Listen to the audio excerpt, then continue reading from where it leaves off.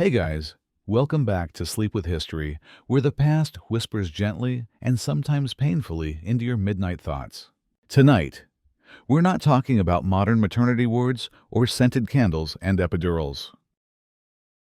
We're stepping barefoot into a dark clay hut, somewhere deep in the Maya rainforest, somewhere quiet, somewhere where the only light comes from a low, flickering fire and the glint of sweat on a woman's brow. Tonight's story isn't about royalty or pyramids or stone carvings.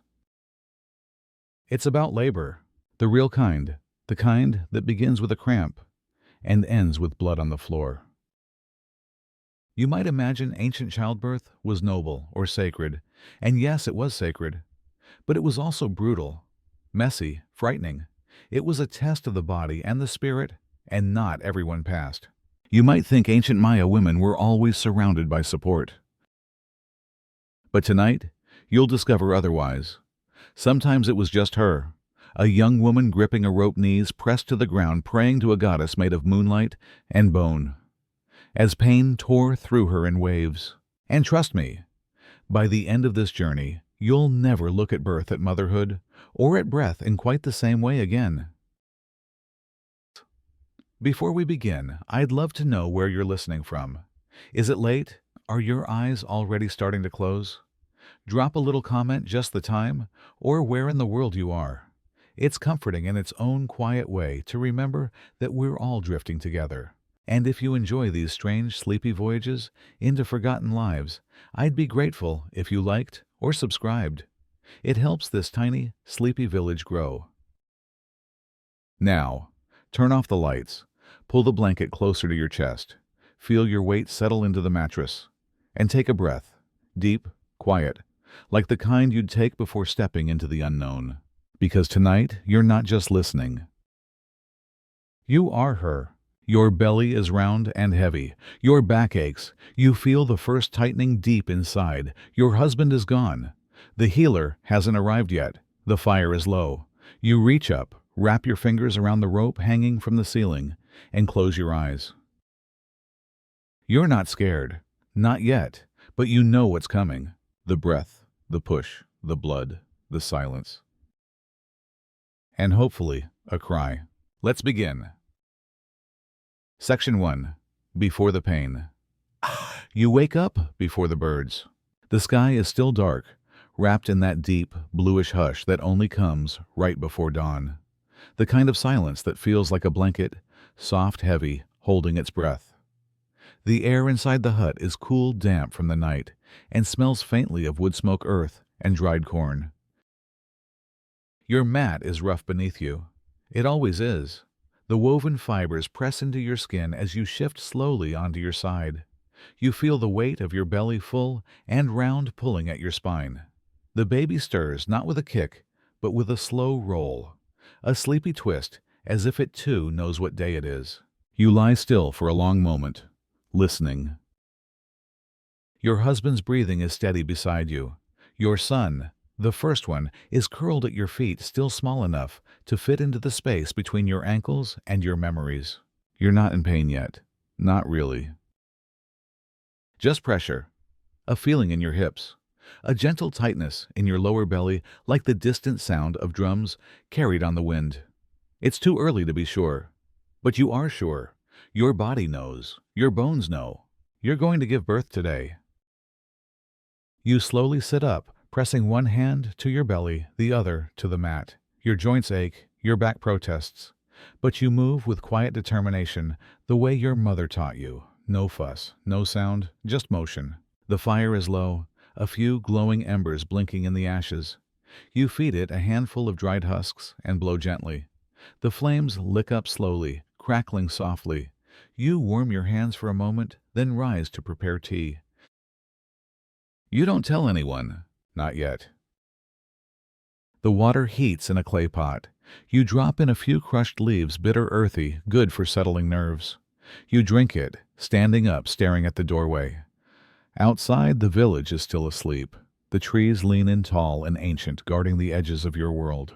You light a small stick of copal resin, letting the smoke curl around the little clay figure near the door.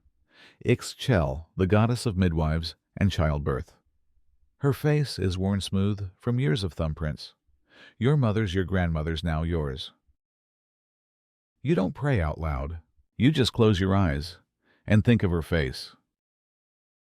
You remember your mother's labor. You were young, but not too young. You remember the groaning, the sweating, the hands on her belly, the way the midwife spoke in short commands, the way blood soaked the floor. You remember the baby didn't cry. Your mother did.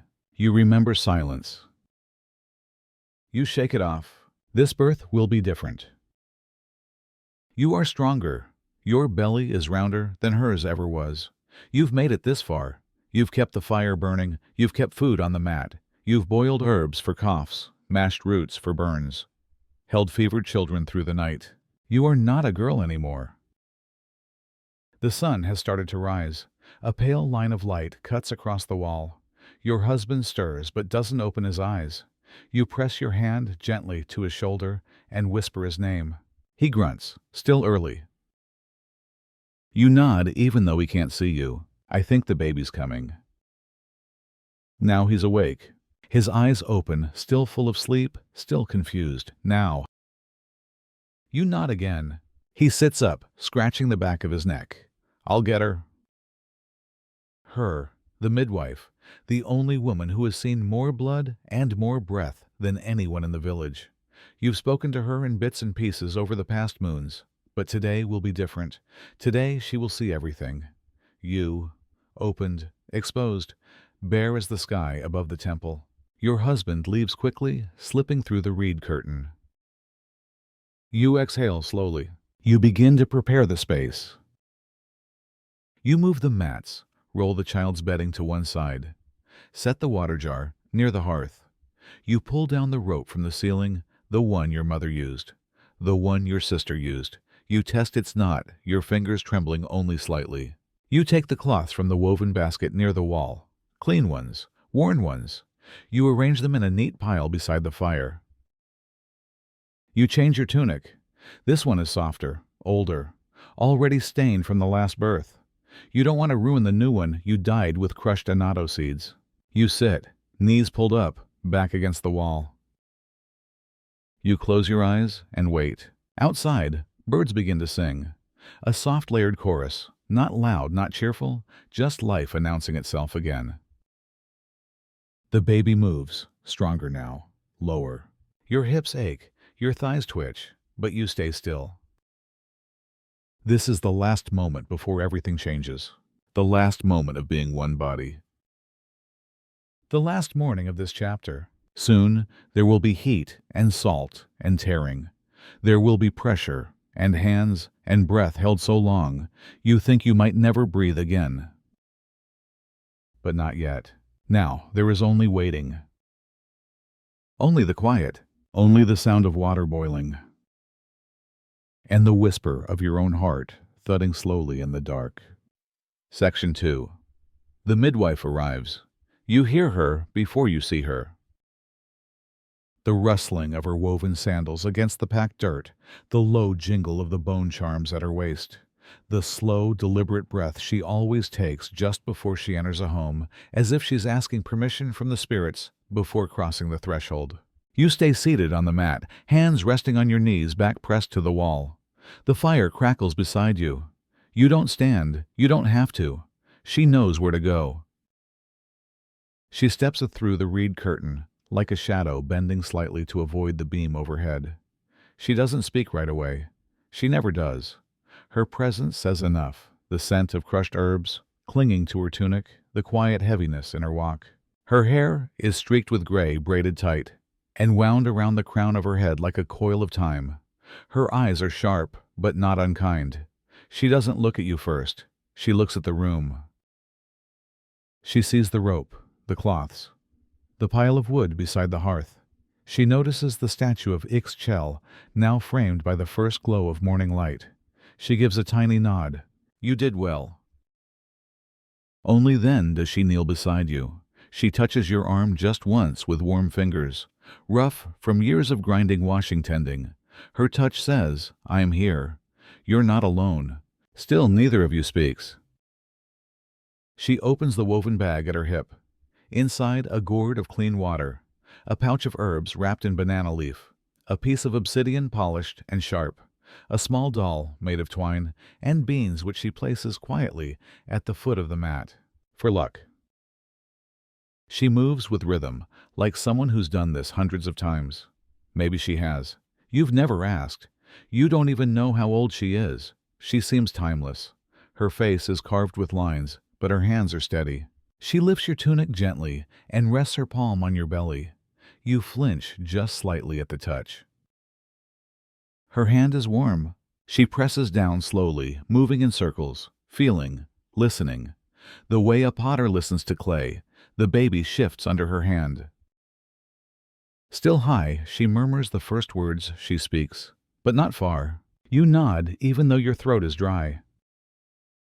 She stands and sprinkles water around the edges of the mat. Just a little. Not enough to soak, just enough to mark the boundary. This space is sacred now. She kneels at the hearth, adds more wood to the fire, sprinkles a pinch of dried bark into the flame. The smoke changes, smells of something sweet and bitter, like dried orange peel and old roots. It curls up toward the ceiling, making the hut feel softer, thicker, womb-like. She turns to you. You'll want to stand for a while, she says. You don't want to, but you nod. She helps you up. You grip the rope hanging from the ceiling beam. It creaks slightly under your weight. Your knees shake, but her hand is at your back. Breathe, she says, without speaking. You inhale slowly, the scent of herbs, of wood, of her skin. You exhale into the rope. She presses her hand to your lower back and applies pressure. It hurts, but in a way that grounds you like a rock in a rising river. Another small cramp comes, this one sharper. You gasp. She doesn't flinch. You're beginning, she says. You already knew, but hearing her say it makes it feel real. She moves around you like a circle of time, lighting another stick of resin, whispering to the goddess, rubbing warm oil into your lower belly with slow, firm strokes. She hums a tune under her breath. It's not a song you know. It's not meant for you. It's meant for the spirits, for the baby, for the part of the world you can't see, the part that's waiting to receive this child. You close your eyes. The world fades to the feel of her hands, the heat of the fire, the pull of the rope. Another tightening comes, deeper, more intense. You press your forehead to your arm and moan, not loud, just a low sound in the back of your throat, like the wind through reeds, like the voice of a cave. She does not shush you. She only hums louder. The baby shifts. She places her hands on your hips. Let it come, she whispers. Let it open you. You nod through clenched teeth. Another wave. This one stronger. She supports you as your knees buckle, catching you with a cloth-covered arm. She lowers you back onto the mat. You lie there, breathless body burning with effort.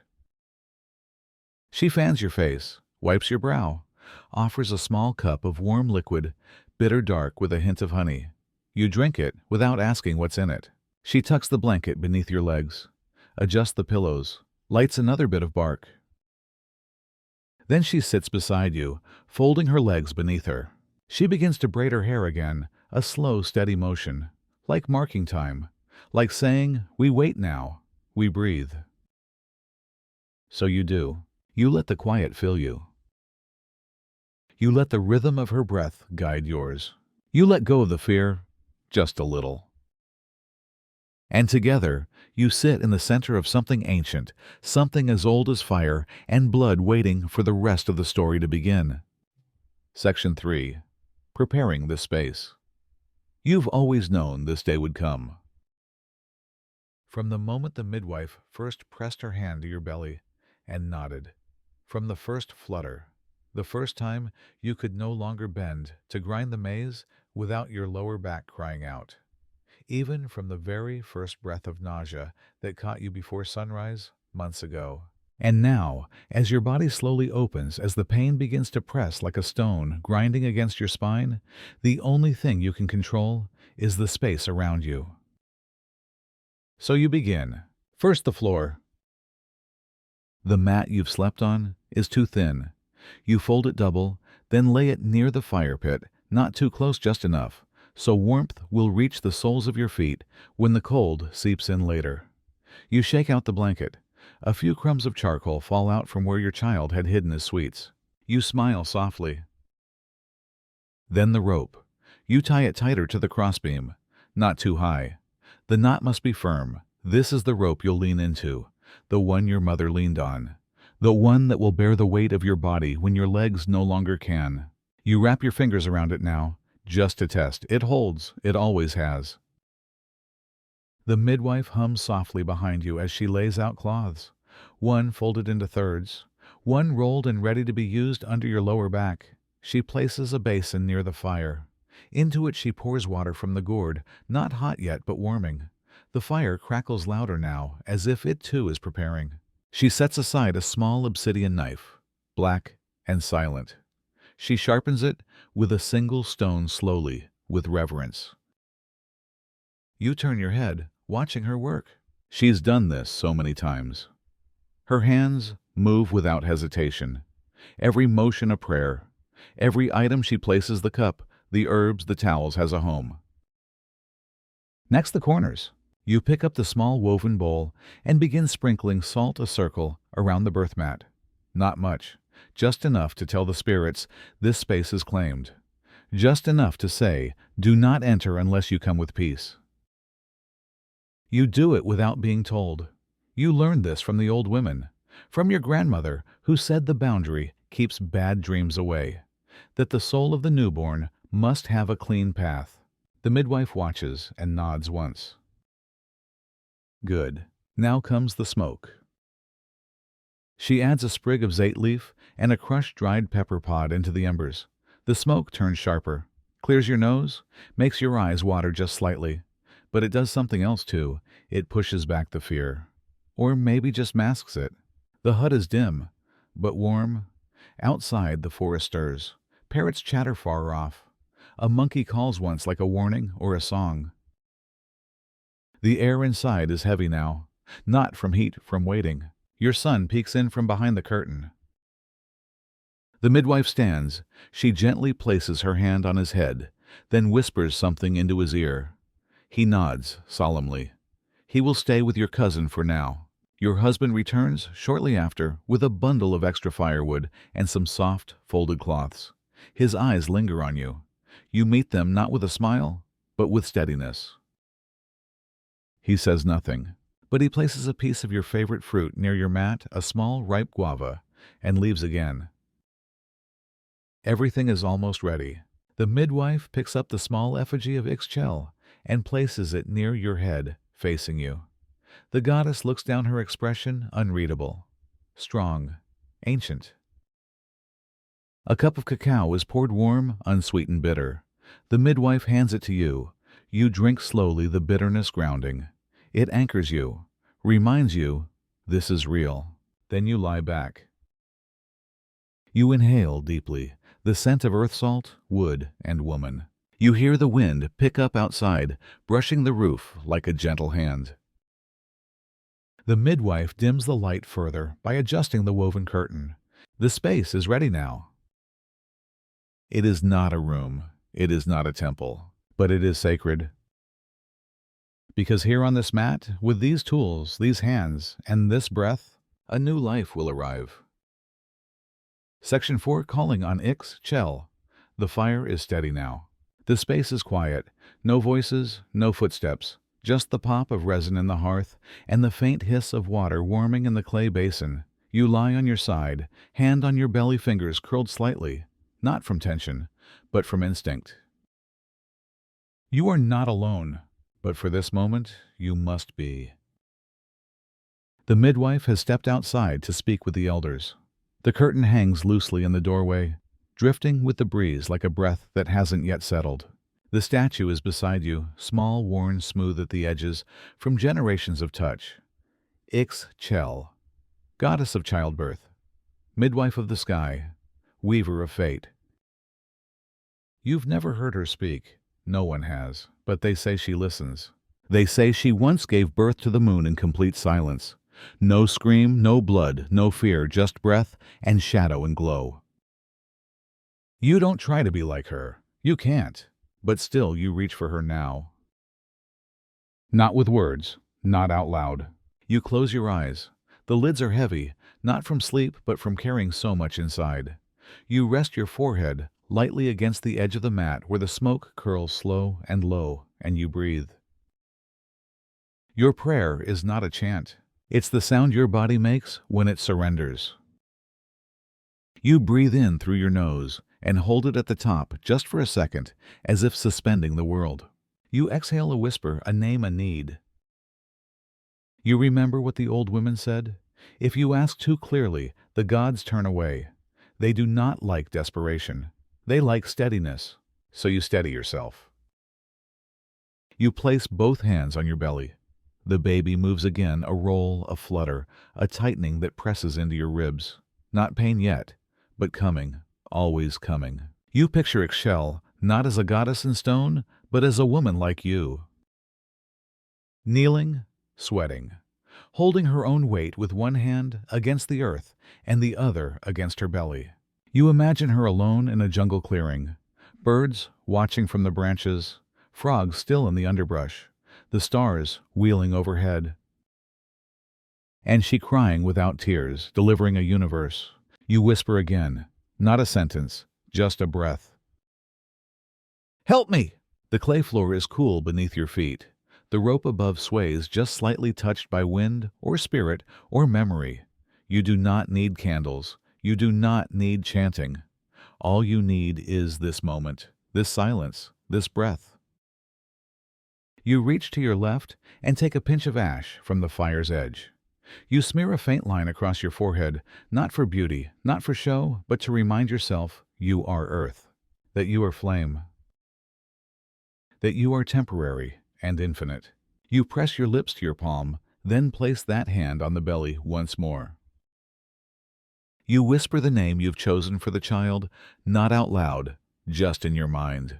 You do not know if it will be a boy or a girl, but you know the name will fit like a stone in water, like a breath in lungs. You feel another squeeze inside, low this time, tighter. Your hand clutches the mat, but you do not cry out. Instead, you say it again to her. Ixchel, Grandmother Moon, stay with me. You open your eyes. The smoke has thickened. The air smells sharp and ancient, like bark and blood and breath. You feel a sudden calm, not comfort, but clarity.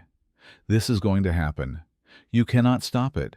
You can only move through it, like a river, like a path between worlds, like the story your body was always going to tell.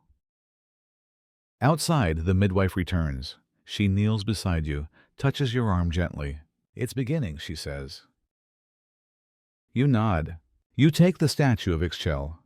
In both hands, press your forehead to her curved head and place her on the small cloth near your side. You are ready now, and she is watching. Section 5. The First Waves. It doesn't begin with a scream. It begins with a hush. A stillness that sinks deeper than the mat, deeper than the floor, deeper even than the roots beneath the hut. It begins like a low drum beat somewhere behind your spine. A rhythm that isn't music. A pull that isn't pain. Not yet. You lie still, eyes half closed, watching the way the shadows dance on the smoke-darkened wall. And then it comes. A tightening. It wraps around your belly slow and creeping like a vine curling around a branch firm, inevitable. It squeezes. Your breath catches, not from surprise but from the unfamiliar shape of the feeling. Not sharp. Not yet. Just pressure. Like someone pressing a large stone into your body slowly, then holding it there. Your hand reaches for the rope, automatically, the way you reach for water when thirsty. It's instinct. Your fingers curl around it, knuckles white. You wait. The pressure rises, peaks, and then softens, fades, slips away. You breathe. You don't cry out. You don't flinch. You just watch it pass. The midwife is beside you now. She has not moved since returning. Her legs are folded beneath her back, straight eyes, half-lidded like she is also listening for something just below the surface of the world. She nods once. First one. You already knew. You whisper, how many more? She does not answer. She never answers questions like that. She just dips her head toward the fire and adds a new bundle of herbs. The flames jump, catch the oils. The smoke thickens, sweet, almost floral. You feel it fill your lungs. Another wave comes. This one is different, sharper. It grips from both sides, front and back, as if your body is a drum being tightened from every angle. You grit your teeth. Not because of the pain, but because of the truth of it. This is happening. It is not an idea anymore, not a vision, not a future. It is now, inside you, moving through muscle, through water, through time.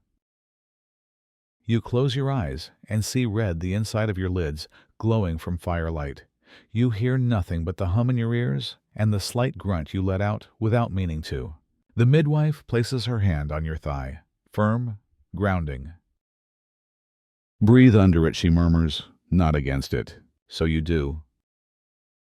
You let the next wave come like tide.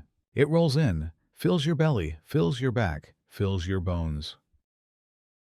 And you breathe not from your chest, but from your belly, low, slow, like blowing into a clay flute. When it passes, you feel sweat on your neck, dampness on your chest. You loosen your grip on the rope. The midwife places a cool cloth on your forehead. It smells of leaves and rain. You let it rest there, your eyes still closed. Outside, the world is waking. You hear distant voices, chickens, the slow thump of someone chopping wood, a baby crying, someone else's, not yours, not yet. You're still between worlds. In one, you are a woman on a mat breathing through a storm. In the other, you are not yet a mother. You feel a flutter of movement inside, the baby stirred by the contraction, or maybe by the sound of your heart beating faster now, or maybe by the way the midwife hums again, soft and low, almost like a lullaby for the child not yet born. The next wave is stronger. It pulls a sound from your throat, low and long like wind against a reed wall. Your toes curl, your spine arches. You're not fighting it, but you're not ready either. The midwife leans close. Her voice is calm, almost bored. You'll need to stand soon. You nod. You're not sure if you can, but you will, because this is just the beginning. The waves are still gentle compared to what is coming. This is the warm shallows, the water that barely touches your knees. But soon it will rise. You press your palms to the mat and lift yourself up. Not to walk. Just to say to your body, I'm here with you. I'm not leaving. Another wave builds. You grip the rope again, and as it rises, you close your eyes, lean into it, and let yourself be pulled forward, breath by breath, into the deep. Section 6. Kneeling on clay. Your knees touch the earth, not as a choice, not as a ritual, but as surrender. 1 minute, you are swaying gently with the rope. The next, your knees buckle slow, at first, then all at once, and you fold downward like a tree bowing in strong wind. The midwife doesn't gasp, she doesn't rush. She places a folded cloth beneath your knees with one hand and the other gently on your back. Her voice, when it comes, is low, even. There, you're on all fours now. Your palms press into the clay. It's cool, slightly damp, the faint texture of grit and ash beneath your fingers. Your breath comes in slow shudders, not from fear, not anymore, just the body's natural reaction to pressure it cannot reason with. The next contraction begins in your back.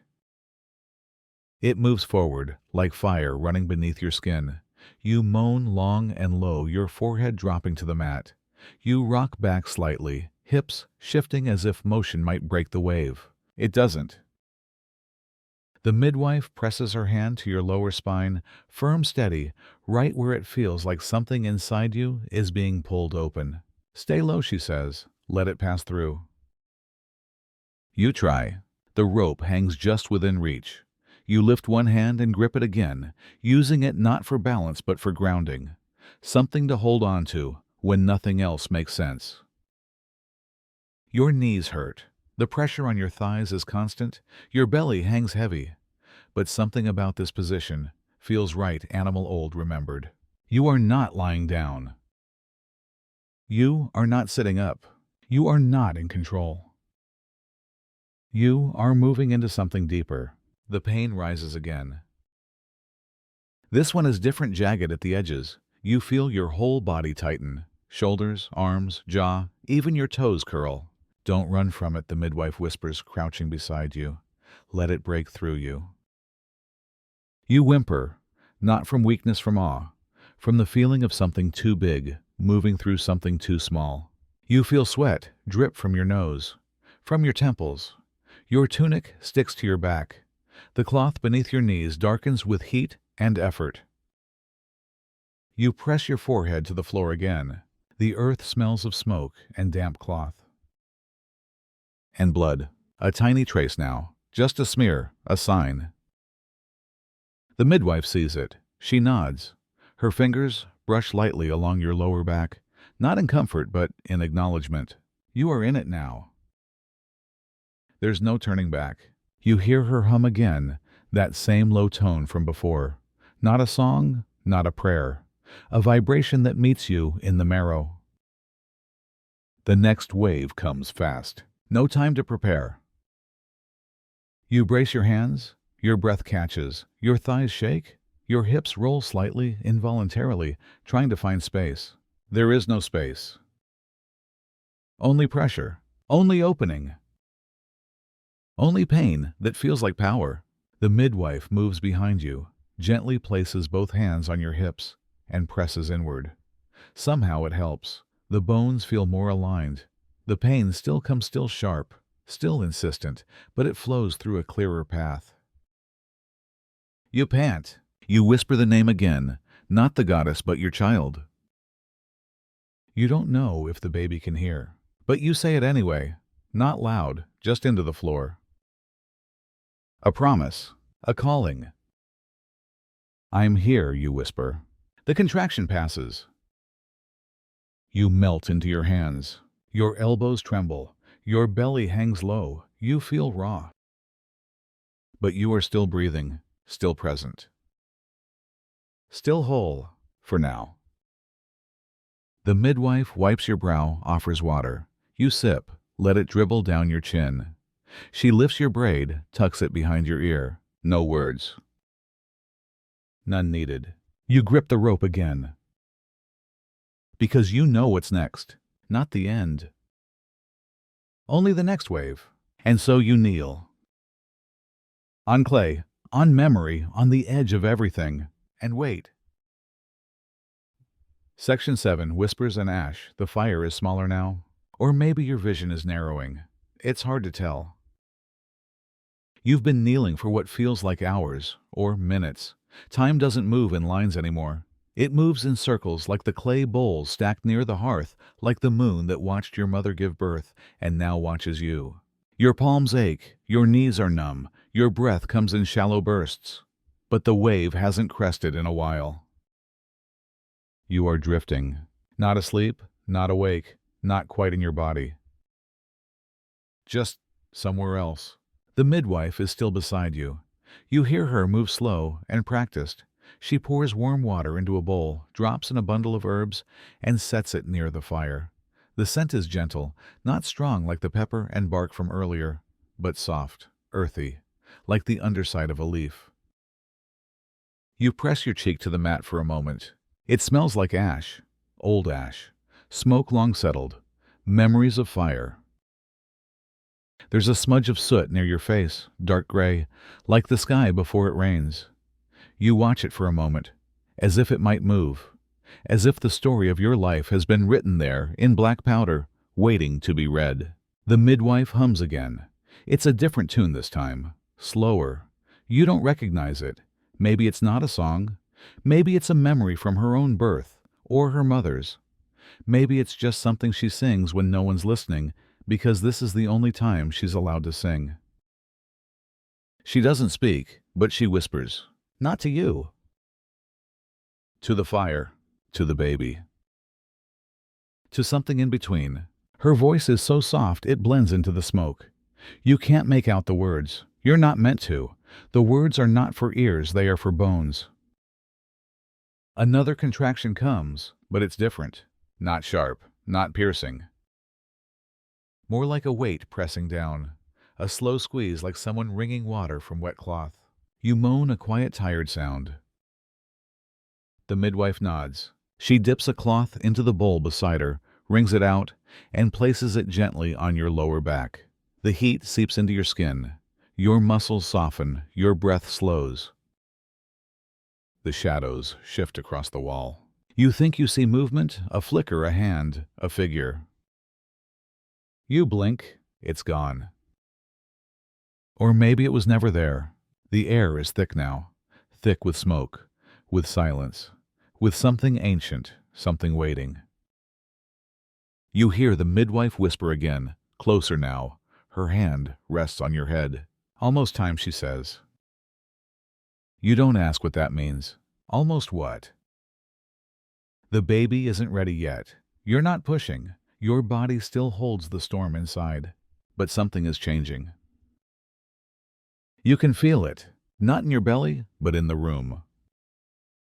The hut is different now. The shadows are listening. The smoke moves with purpose. The statue of Ixchel seems closer than before, though you haven't touched it. You wonder if this is how the baby feels, floating, waiting, listening to heartbeats and fire crackle, hearing voices through layers of water and time. You whisper too. Not words, just sound. A hum that matches the midwife's.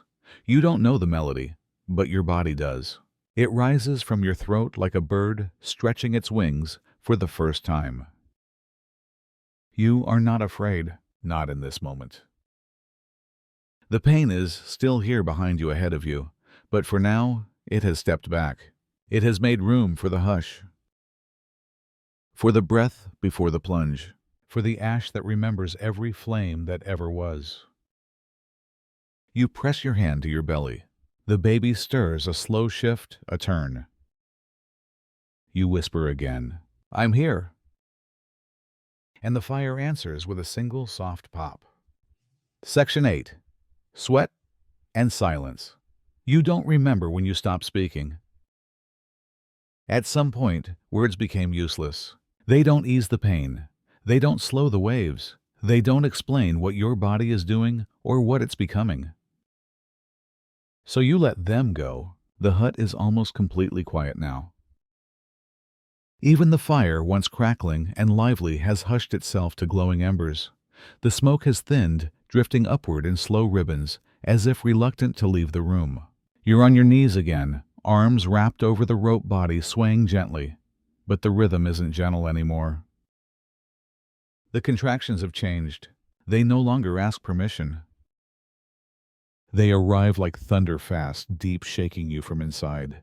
They start in your spine, wrap around your belly like a vice, and squeeze until your vision blurs and your breath becomes ragged. Still, you don't scream. Instead, sweat pours from you. It glistens on your forehead, soaks the front of your tunic, drips from your chin onto the mat. It runs down the back of your neck, down your spine pools, in the bend of your knees. The floor beneath you grows darker, not with blood yet, but with heat, salt, and effort. The midwife wipes your face again, wordless. Her eyes are steady. She's seen this before, hundreds of times. And yet each woman is different. Each silence carries its own weight. You grunt. Not a cry, not even a moan, just a deep, guttural sound, like a rock splitting under pressure. It doesn't come from your throat. It comes from your hips, from your womb. The midwife nods. That's it. You pant. Your mouth is dry. Your lips cracked. You shake your head just a little, not to say no, but to say, "I can't believe this." Not the pain, the enormity, the way your body has become a drum, a storm, a volcano, a vessel. The next contraction comes, before the last has fully left. You curl forward, forehead pressed to the mat, arms trembling. Your body convulses, but you hold. You press your teeth together, but not out of fear, out of focus. You're not trying to be strong. You're just trying to survive.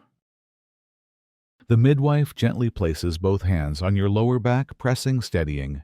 Breathe deep into it. You try. You inhale through your nose, short and sharp. Exhale through your mouth, a hiss, a gasp, a release. The silence is full now. Not empty. It's filled with tension, with will, with the sound of blood rushing in your ears. Outside, the jungle is alive. You hear insects, birds, a rustle of leaves, distant footsteps, a dog barking, a baby crying, far off, not yours, not yet.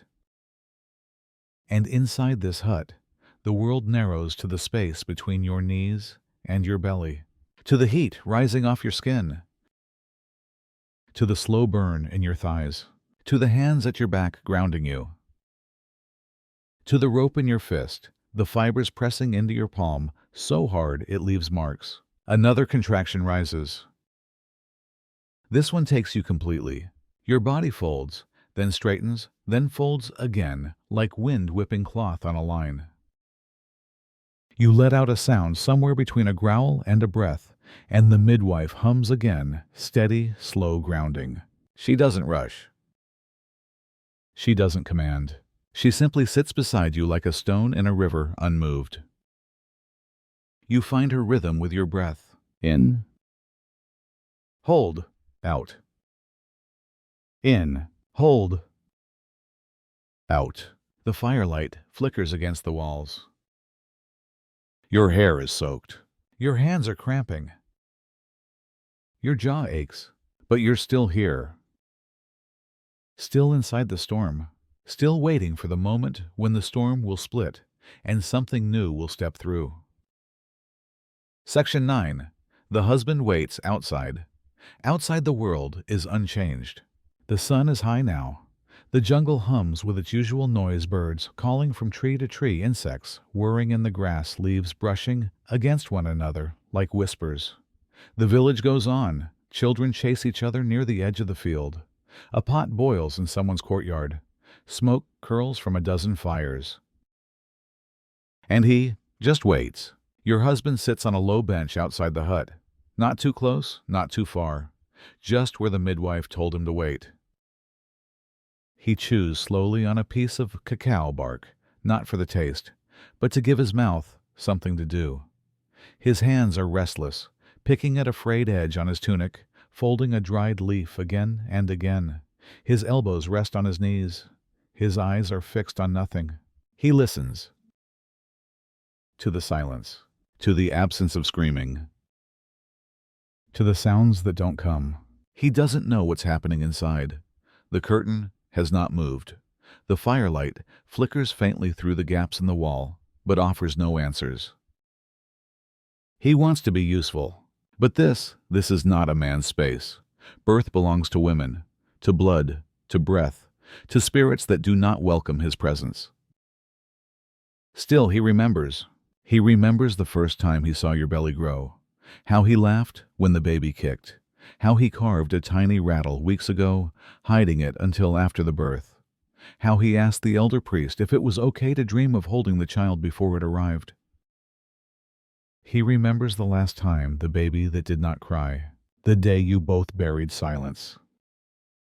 He remembers your face, and he prays it will not look that way again. A dog curls at his feet, tail thumping slowly against the ground. The animal senses something. It watches the hut the way he does, alert, waiting. Now and then someone passes. A cousin nods to him, but does not stop. An elder woman brings him a small bowl of broth. He accepts it with thanks, but does not drink. His throat is dry, not from heat, from worry. He's not a man of many words. He does not write. He does not pray aloud, but in his mind the words loop again and again. Let her live, let the child live, let them both come back to me. He stares at the doorway. Tries to hear something. A moan, a cry, a voice. but the hut is wrapped in hush. It makes him more afraid than noise ever could.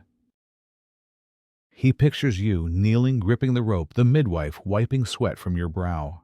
He pictures your hair sticking to your face, your breath coming in gasps, your strength even when you don't feel it. He wants to rush in, to take your hand, to carry you away from the pain. But he doesn't, because he knows. This is not a place he can enter. He is not strong enough to do what you are doing now. He is only strong enough to wait. So he waits. Beside the smoke. Beside the dog. Beside the hope that this time, the ending will be different. Section 10. The baby turns. You feel it before the midwife says anything. Not with your hands, not even with your belly. You feel it in your spine, in your ribs, in the deep, unspoken places of your body that don't use words. The baby is turning.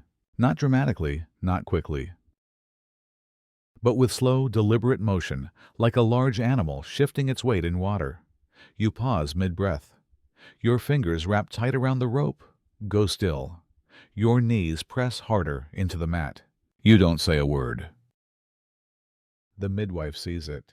She places a hand on your side, just beneath your ribs, waits, feels, moves her palm, gently tracing the curve of your belly, like a potter shaping wet clay. He's moving down, she murmurs. You don't ask how she knows. You know too. It's not the same kind of pain now. This isn't the seizing grip of early labor. This is pressure, a downward weight, a fullness so complete it steals your breath. You shift, not because you want to, because you have to. Your hips roll, your thighs widen, you lean further forward. It's as if your body is making room inside itself for something sacred and heavy. The midwife nods. It's soon. You groan softly, a sound deep in your throat. You feel it vibrate through your bones. The contraction comes slow at first, then building, rising like steam in a clay pot that's been sealed too tight. You rock, you breathe, you grip. Then suddenly the baby shifts again. Lower, heavier. Deeper. You cry out not in fear, but in instinct, the way a tree creaks when the wind moves through it. Your belly tightens, your back arches, your mouth opens, and air escapes in a shaky, open-mouthed gasp. The midwife crouches low now. She watches, she waits. You feel her hands on your hips again, strong, steady, not controlling, just witnessing. The baby settles into a new position. You feel it, a heaviness that wasn't there before, a pulling like gravity turned inward. You know what's next. Not because anyone told you, because your body remembers. You remember your mother's stories. The way she said it felt like the whole world dropped inside her, like her bones opened like a door. You remember the old women's warnings? When the baby turns, there's no more rest. They were right. The pause between contractions is shorter now. You feel one build again, tighter, lower, dragging you down. The pain is no longer above your waist. It's in your pelvis, in your thighs, in the deep pressure behind your tailbone. You grunt, you pant. Your vision pulses with the heat. The fire flickers, casting shapes on the wall. One looks like a spiral, another like a face. You blink. You're not sure what's real anymore. The midwife says something, but the words are distant. You only hear your own breathing. In. Out. In. Out. Then silence, just for a moment. And in that moment, you feel the baby settle. Head down. Still. Ready? The midwife places her forehead to yours. It's time to open. You nod. You're not ready. But your body is, and that's enough. Section 11. Salt and Smoke. The room changes again. Not with light, not with sound. With feeling. The moment the baby settles low, the moment your breath turns shallow, and your groans become rhythmic, the midwife begins her work. Not of medicine, of protection. She reaches into her satchel and pulls out a small pouch, stitched from banana fiber, tied with red thread. She opens it, with care, spilling a tiny mound of salt into her palm. The grains sparkle in the firelight. Ordinary, but not. This salt is old, passed from midwife to midwife, touched by ash, by blood, by centuries of breath held tight. You kneel, body, trembling belly hardening again under the weight of a new contraction. But you feel her circle you, not with arms, not with words, with presence. She sprinkles the salt in a slow, careful ring around your mat. Not a line, a veil, not to keep something in. To keep something out. Spirits travel when birth opens the veil, your grandmother once whispered. Salt reminds them where not to go. The ring is closed. The space is sealed. Then comes the smoke. She takes a bundle of dried herbs, xate, leaf, crushed lime, rind, a twist of sweet sap, and presses it into the coals. A sudden hiss, a curl of white vapor. It rises fast, fragrant, and sharp. Your head tilts back. You breathe it in. It's not pleasant, not gentle, but it fills your chest, clears your throat. You feel the sting behind your eyes and the clarity that follows. The air thickens. The world outside the hut seems far away now. Even the baby's father, waiting just beyond the wall, feels like he's in another lifetime. The midwife begins to whisper, not to you, not even to the baby, but to the room, to the smoke, to the things that cannot be seen. Keep her open, keep her safe, let the spirit pass in peace. Her voice is almost a hum, almost a chant. She dips her fingers into a clay pot of red paste made from annatto seeds and oil and presses a dot at the center of your forehead. The mark stings slightly, then cools. For remembering, she says. You do not ask what. You feel it. Another contraction comes deep and low and hard, like a stone rolling through your pelvis. You grip the rope again, hard. You groan through clenched teeth, and the midwife kneels beside you, her hand pressing against your sacrum. You are open now, she whispers, more than before. You nod, barely able to breathe. The salt at your knees glitters. The smoke swirls like a dancer around your shoulders. The statue of Ixchel stares forward, unblinking. You feel pressure unlike anything before, not pain now, but weight, immense, unignorable, like something ancient is pushing from the inside out. You are no longer asking for help. You are not begging. You are becoming a portal, a doorway, a gate that opens in both directions. You cry out, not in fear, in power, and the salt holds its line. And the smoke thickens, and the baby begins to descend. Section 12. Pushing through darkness.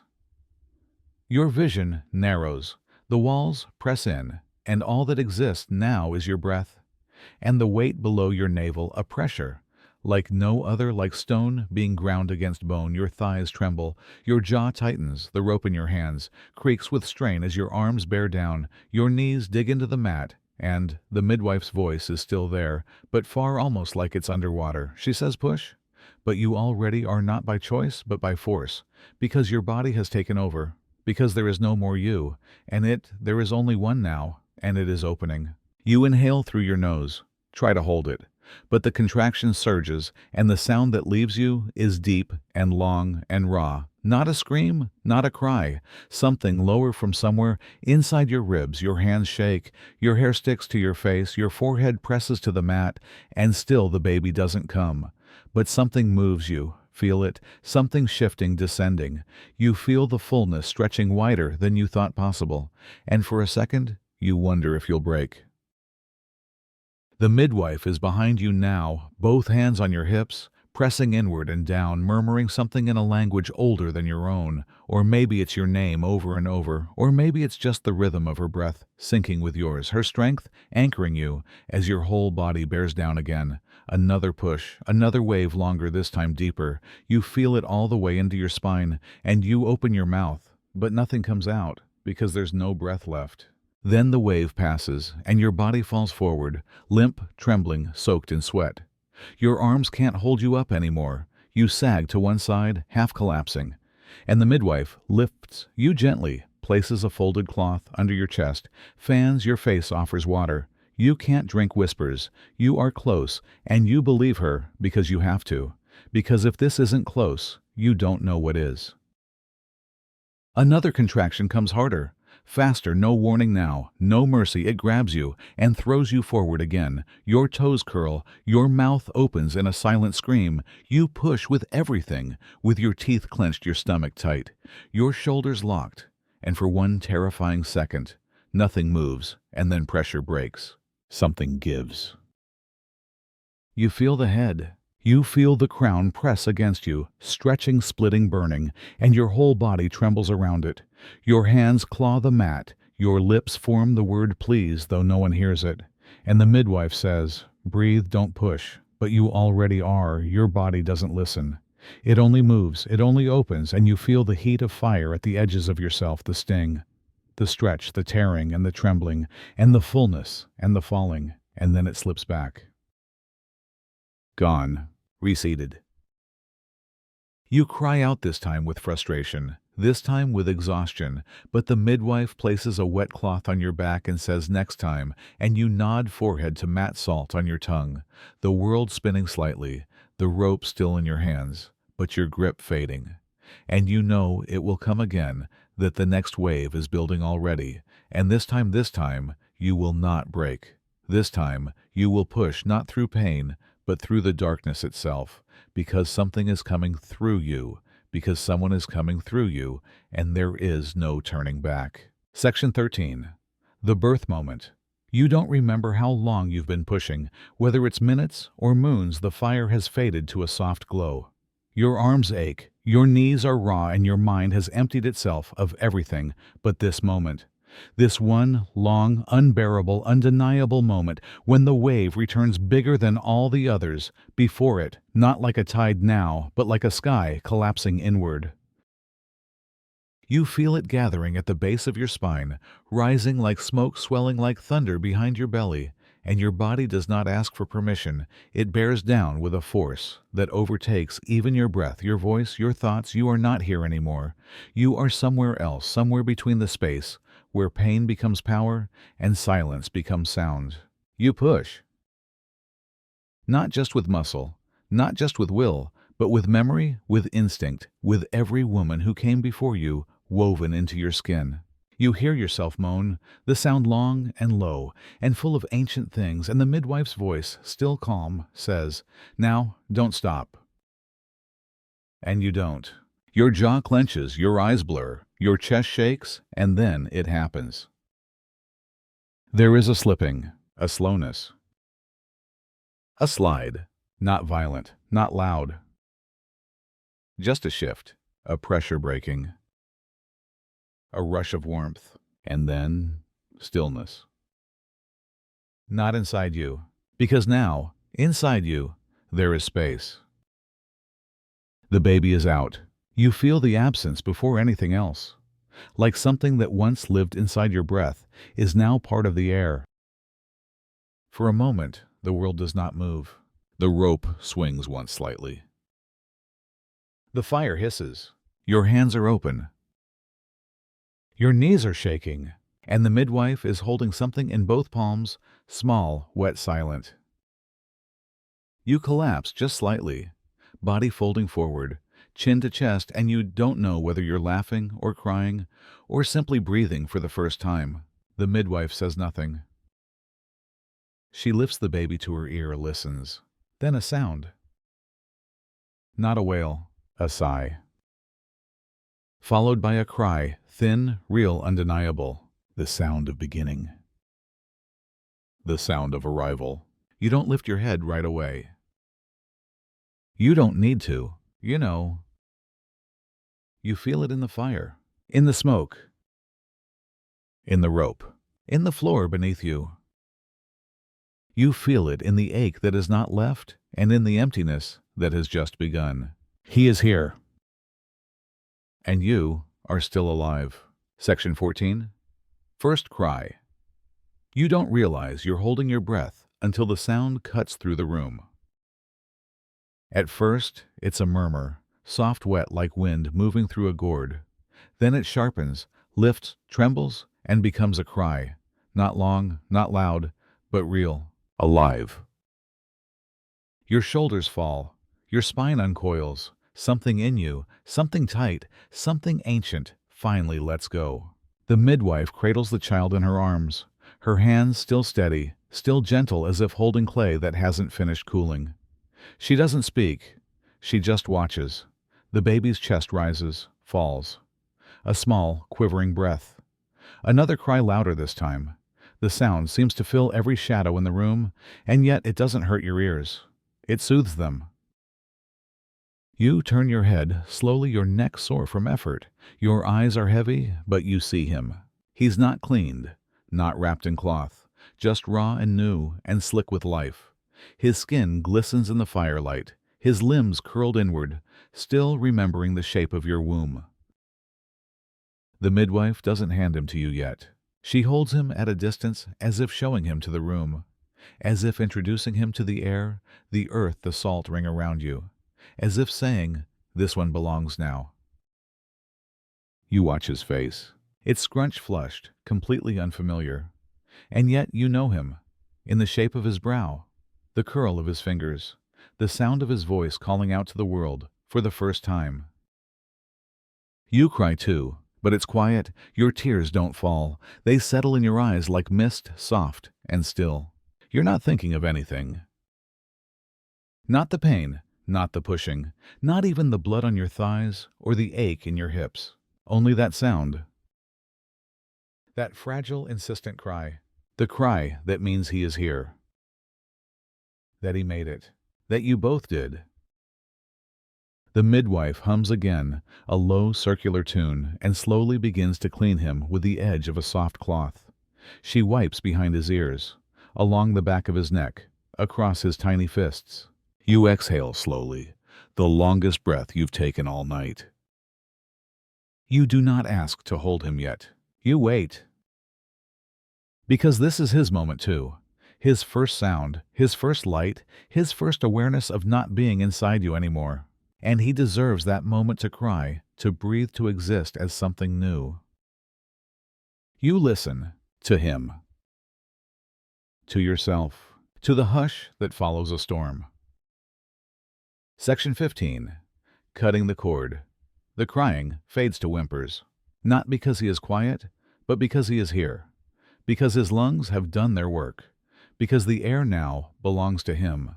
The midwife holds him close, wrapped loosely in a cloth the color of old bone, and she rocks him just once gently, as if to calm not just him but the very space around him. Then she looks at you. Your eyes meet. And, without a word, she kneels again beside the place where you rest, not lying, not sitting, something in between the posture of someone who has crossed a border and now doesn't quite know how to stand. She places the child beside you, not on your chest, not yet, just close enough for you to feel the heat of his skin. Your arms ache to move, but they don't. You simply look, and then she prepares. From a bundle of folded cloth, she pulls a blade, obsidian, dark as night, polished to a mirror sheen. It is beautiful in the way rivers are beautiful, silent, cold, necessary. She runs it through the flame, then dips it in the bowl of herbal water. The cord lies between you, thick, pale, glistening, still pulsing faintly, still alive. It connects you. Not symbolically, truly. He breathes because it fed him. And now it is ready to be let go. The midwife places a piece of green banana leaf beneath the cord.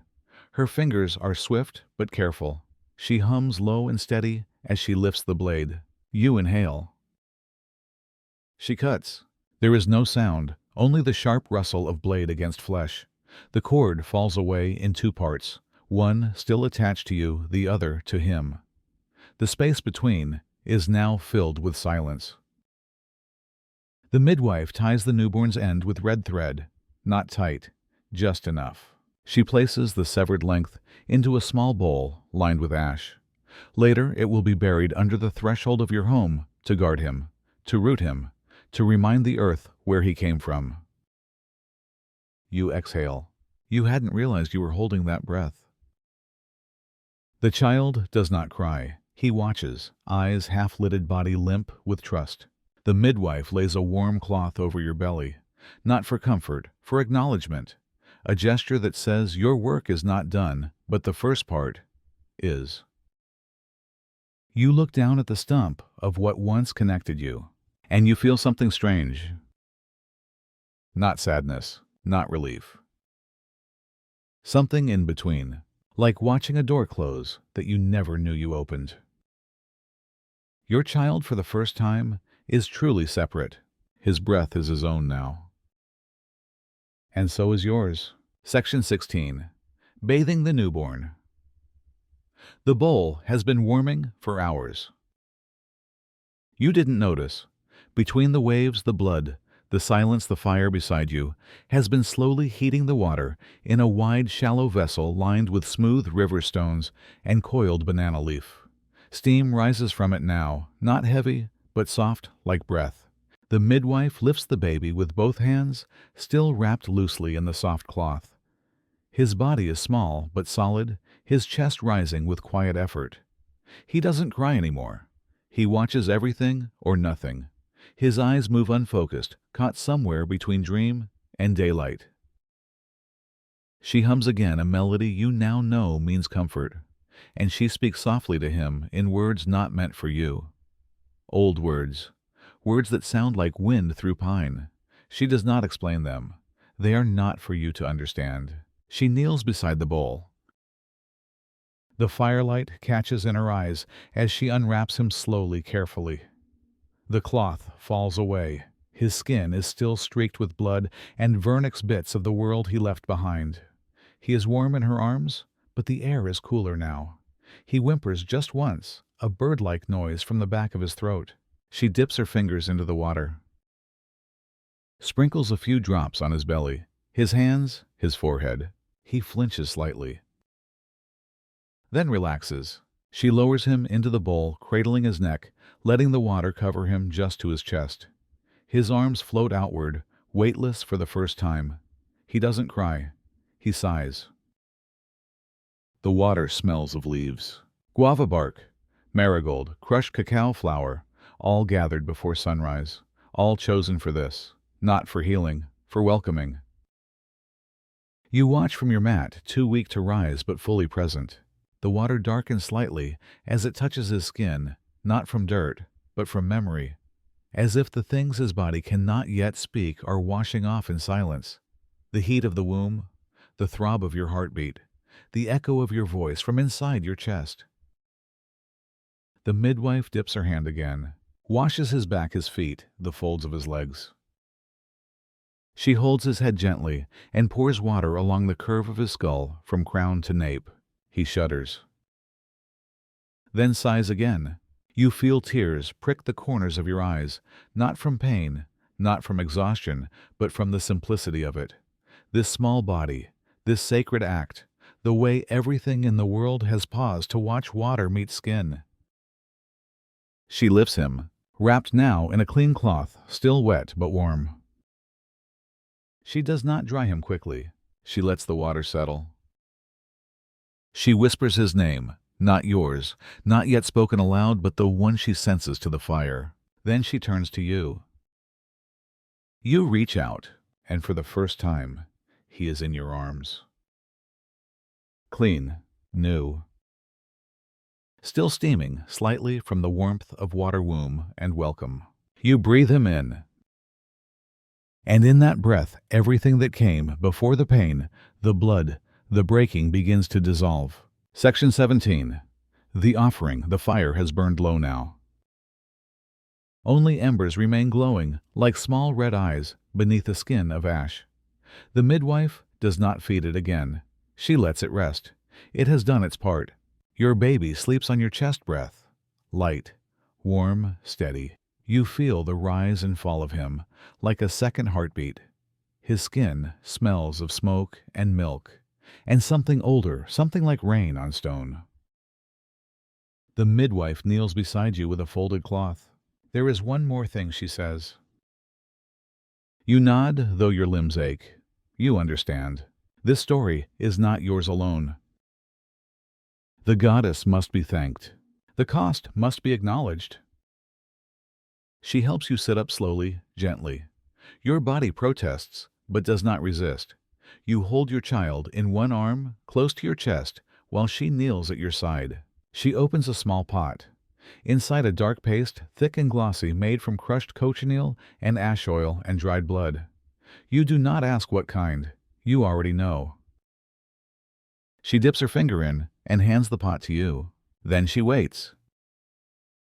You look toward the statue of Ixchel. She has not moved. Of course she has not, but she feels closer now. The lines in her face deeper, the curve of her belly more familiar. You shift the child in your arms. With your free hand, you draw the cloth aside, bare your shoulder, and press your fingertip into the pot. The paste is warm from fire. It smells faintly of iron. You press your finger to your own skin, just above your heart, and draw a small mark, a spiral, a line, a dot. It doesn't matter. Then slowly, you lean forward and offer the same to the statue. You press your marked finger to her brow. The clay is cool, porous, alive in its own way. You do not speak. You don't have to. She knows what was given, your body, your blood, your fear, your breath, and now your child. You sit back. The midwife hands you a cloth. You wipe your hands, but not the mark on your shoulder. That will fade on its own, or not. You don't care. You look down at your child. He doesn't stir. You wonder if he too understands what was just exchanged. Not ownership, not debt, but respect. Between one creator and another, you lean back. Close your eyes, and let the room hold its silence once more. Section 18. The mother lies down. The midwife takes the child from your arms just long enough to fold new cloth beneath you. The mat is warm, soft in some places, rough in others. You feel each fiber as your body lowers onto it. You feel the weight of your bones returning like pebbles settling into river mud after a flood. Nothing hurts more than before, but nothing is numb anymore. You feel everything. And still, you lie down. You let gravity win. You let your hands fall open beside you. You let your eyes close.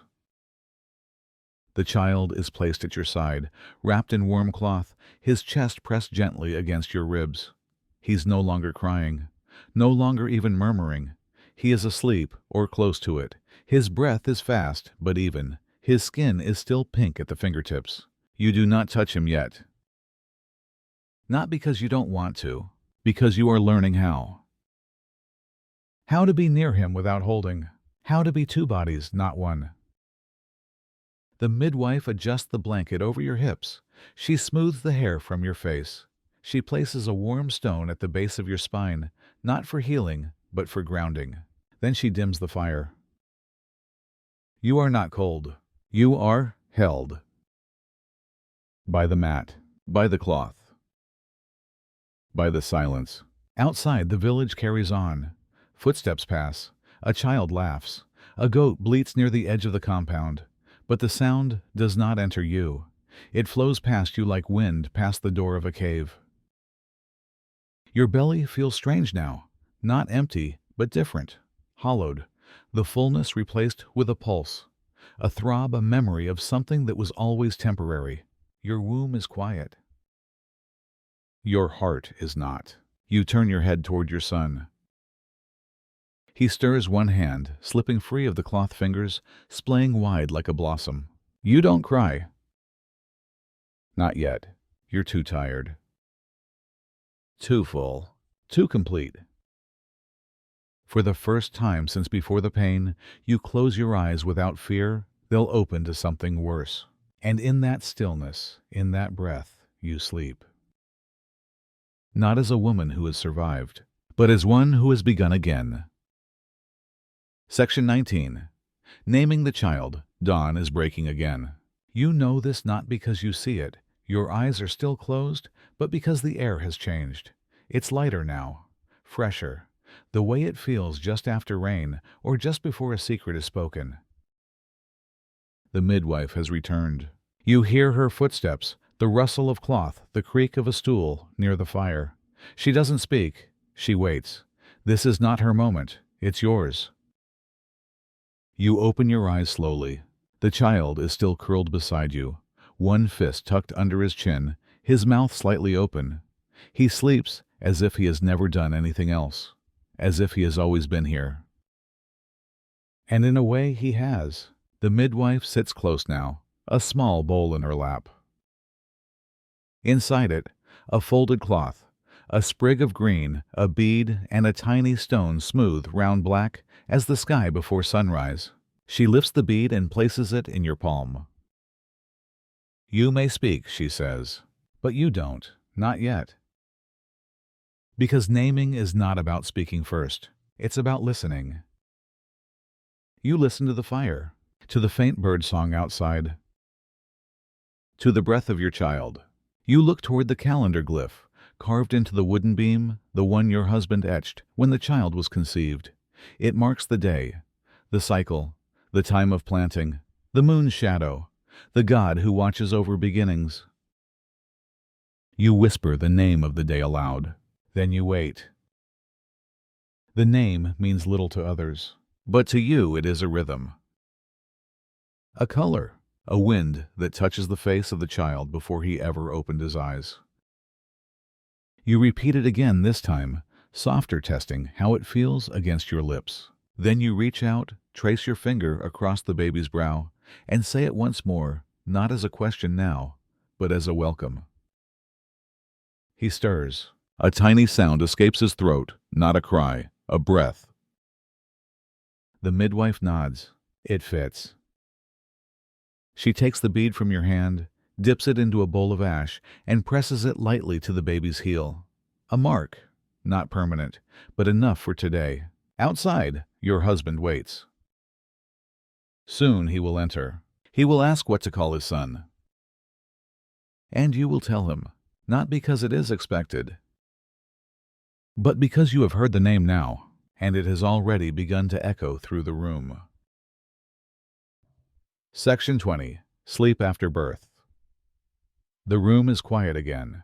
Not the tense quiet of waiting, not the heavy quiet of pain, but the kind that comes after everything has been said, done, bled, born. The fire has nearly gone out. Only 2 embers remain nestled in the curve of a burned-down log. They pulse faintly, as if breathing in rhythm with you. Your body lies on the mat still and warm, a soft cloth tucked around your shoulders. The ache remains deep in your hips, in your back, in the hollow of your stomach, but it no longer demands anything from you. You've given all there was to give. The baby sleeps beside you. His skin is dry now, his breath slow and even. One hand rests against your collarbone. His fingers twitch in dreams he will never remember. His head, still slightly damp, smells of wood smoke and skin and something only newborns carry the scent of becoming. Your husband sits near your feet, quiet, his knees drawn, close hands clasped. He doesn't speak. He watches. His eyes move between your face and the child's. He doesn't need to ask if he can touch him. He already has, gently, reverently, as if he too was born again in this room tonight. The midwife sleeps near the door, back against the wall, arms crossed. Her breathing is soft. Even in sleep she leans toward the fire. She'll wake before anyone else. She always does. But for now, everyone is still. Outside, the night is almost gone. Stars fade one by one. The jungle begins to stir, a bird here, a rustle there. But the village is not yet awake. It is that rarest of times when the world forgets to move. And in that pause you sleep, not deeply, not for long, but enough. Your child shifts slightly in his wrap. You feel the pull of him, the presence of him, the weight that is no longer inside you, but never truly apart. You do not dream. Your mind is too full, too tired to complete. But your body rests. And in that rest, you are no longer the woman who labored. You are the one who lived. You are the mother. And you are asleep. And now it's quiet again. The fire has burned low. The room has faded into shadows. Somewhere far away, the forest stirs a soft breeze through palm leaves, the distant cry of a nightbird returning to sleep. But here, it's still. You've walked with her step by step, breath by breath, through the oldest ritual known to humankind. You felt the weight of pain, the ache of patience, the trembling joy of that first cry. And now, there is nothing left to do. No pushing, no waiting. No whispering to the gods, only breath. Only rest. The woman you followed is sleeping now, not because the work is done, but because the world has made room for a moment of peace. A moment where everything that matters is soft and warm and small enough to be held against the chest. So if your eyes are heavy, let them close. If your body is still, let it sink deeper. Let the rhythm of the past rock you gently into sleep. And remember, long before there were lights, or medicine, or written words, women brought life into this world by firelight, with blood on their thighs and prayers on their lips, and they did it with silence and sweat and strength too deep to name. Sleep well tonight, knowing you've walked beside one of them. Let her story stay with you, and let the rest drift away. Good night.